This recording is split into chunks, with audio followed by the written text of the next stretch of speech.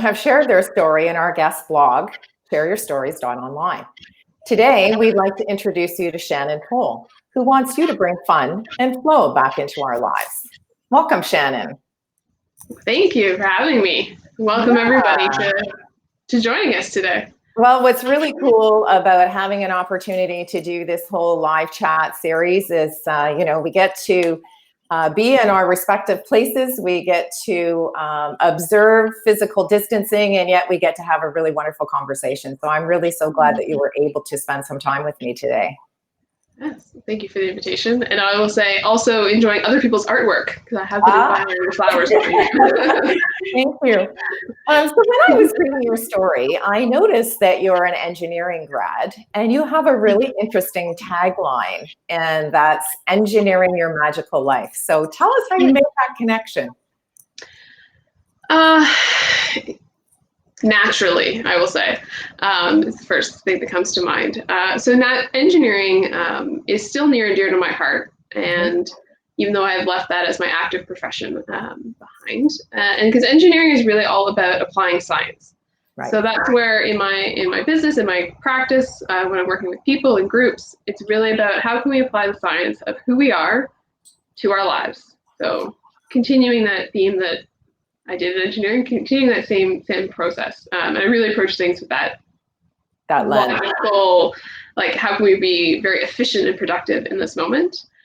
And the magical life piece really came in because magic's amazing and our lives are really awesome and magical if we can open ourselves up to seeing the beauty and the possibilities that are out there. So one day I had that, it clicked all together so that we can engineer, apply the science of who we are, we are in our nature and our core, and actually apply that into our lives to create the magic that we know is out there. We all secretly know it's out there, and actually have that courage and conviction to actually go for it and bring it to reality.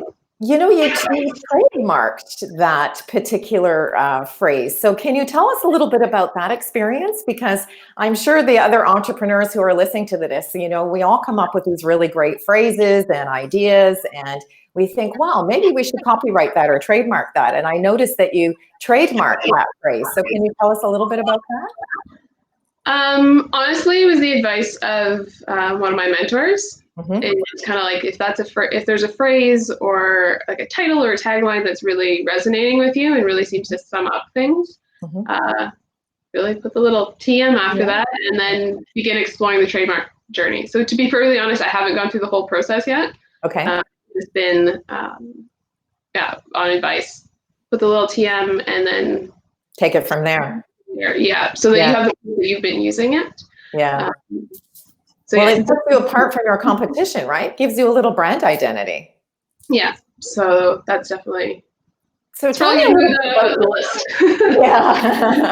Tell me a little bit about your mentor, because we all know that we get on this journey of being an entrepreneur and we can't do everything alone. We need to sort of connect with other like-minded individuals. So can you share a little bit about what your mentor was able to teach you when you first started out in business?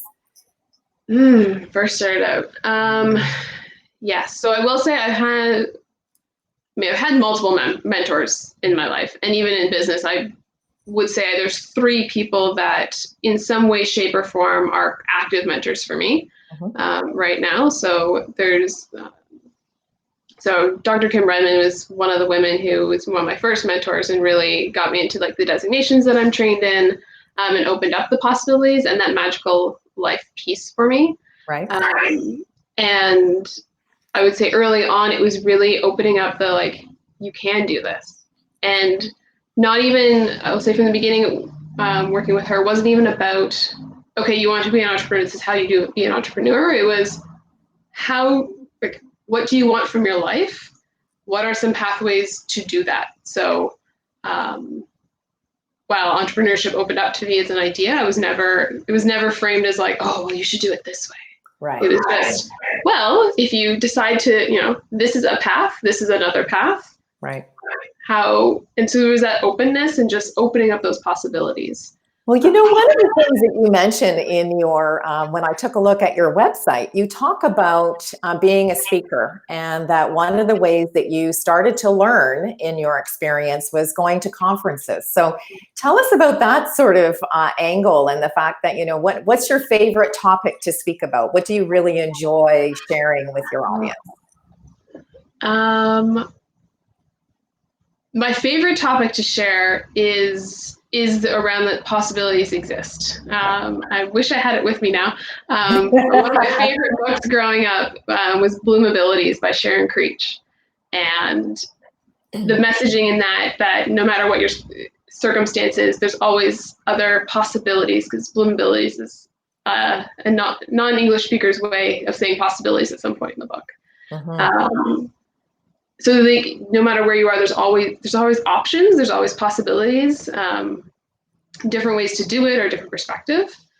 And so that's my favorite topic to speak on. And conferences for me, I went to my first one, I think when I was in second year university. And since then, to me, they're just the best way to deep dive into a topic, to network and meet people, and also to try on different hats. So as exploring the entrepreneur side, but even when I was doing my job search back after I graduated, it's a great way. Like, you show up at an event, maybe you know 2 people at a lot of them, and then you're like, this is me. And as you meet new people, you can be like, well, this is me, or this is me. Right. This is me. Which one do I like? Like, how do I like talking about myself? What's resonating? How's that going? So it's fun. So tell me, because lots of people have a fear of public speaking, right? I mean, that's one of the things, if you're in a networking situation and you start talking to folks and they hear that you're a speaker, one of the first things they say is, oh God, I really hate speaking. It, freaks me out. So do you have something, do you have a routine or a ritual or something that you do before they hand you the mic and you go on stage that kind of gives you that settling feeling so that you're ready to put on your best foot forward? Yes, nothing super rigid. Definitely, when I'm about to speak, there is definitely like just, breathing into my body, making sure I'm grounded and settled in my physical body. And a thing that I always remind myself especially when the nerves are going a lot, is I know this topic in and out. And that really happened for me in one of my final year university projects. Because in university, you do a bunch of projects, and half the time you get up and you're like, I don't know half this information because my group member did it, and like, we're flying by the seat of our pants. Right. And in my final design project for one of my courses, like, I did all the work. It was about a topic I was passionate about, so I'm on mentorship. And I remember thinking, like, no one knows this topic better than I do. Right. And like, any question they have, I did all of this work. I know this in and out. I have an answer for it. And so even now when I get up to speak, I only agree to speak on topics I know a lot about, which is how anyone should do it. And so I remind myself, like, I know this. This is me. This is in me. I just have to go and be in the moment. And so that really helps my butterflies and mental chatter. Yeah, get you grounded, right? Mm-hmm. So, it's interesting that one of your passions is mentorship, because that's something that we actually share, because it's one of the topics that I talk about as a speaker. And of course, my second book was all about mentorship. And one of the things I'm often asked is, if you were going to try to find a mentor, what is one of the things that you do to try to reach out to somebody and ask them, start that new conversation and seeing if they will help you share some of their expertise? Can you share with me an example of one of the things that you may have done when you were approaching a mentor to ask them about that experience? Yes, I'll actually share how I met one of my very first mentors. And it was not the first, it was a conference in my final year of university. And it was one where you could apply for funding to go to it, because it wasn't a student conference, it was a professional conference, but they were funding some female engineers to go. And I was selected. It was very exciting. It's very exciting. And part of that is you stayed overnight one night and you shared a room with another woman. And anyways, and I was talking with her and like just about her experience, and she's like, oh, I have this mentor, Howard Brown, he's amazing, and all these things about how he's been so helpful for her. And I was like, in my mind, I'm like, I need to meet this man. Right. I need to meet this man. And it was really that moment of like, there's something like there's someone else has had success with this person, and in lines, because at that point I think I had just applied for the engineering and public policy master's program that I did. So I was looking for people to help me explore that space, and just engineering in general. And so, in the moment I was like, I'd really like to meet him. And then the next day we were talking and she's like, oh, he's over there. I'm like, can you introduce me? And it was very much taking the reins of like, you had success. I want success. Can you help me connect to that success? Yeah. And it was excellent. Like, he was so influential in getting me out there and speaking, actually, and one of the people I very much attribute my early networking success to, and actually opening my mouth. Well, talk about seizing the opportunity, right? It's kind of taking that initiative and asking, right? Like just asking. The old saying goes, it's always no until you ask. So that's a really great opportunity where you seize the moment and have someone who could do that personal introduction. One of the things that when we end the guest blog, we talk about 3 words of advice that we can share for sort of the next wave of entrepreneurs, or even for existing entrepreneurs, because we find them really inspirational. And your 3 words of advice are action for more. So tell me a little bit about that. Well, I think it segues great from my last story, because I was actually for more in my life. And that's why those are my 3 words, is that we can think all of the amazing thoughts. Our brains are super awesome. Most of us are very intelligent human beings.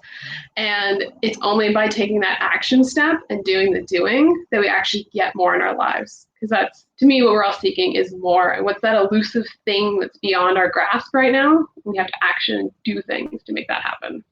Well, I think that's a really wonderful way for us to end our virtual coffee today, Shannon. So I'd like to thank you for taking the time to share your expertise with us today. And to you, the audience, for joining us as we introduced you to the person behind the logo in Keeping It Real. Thank you very much. Take care.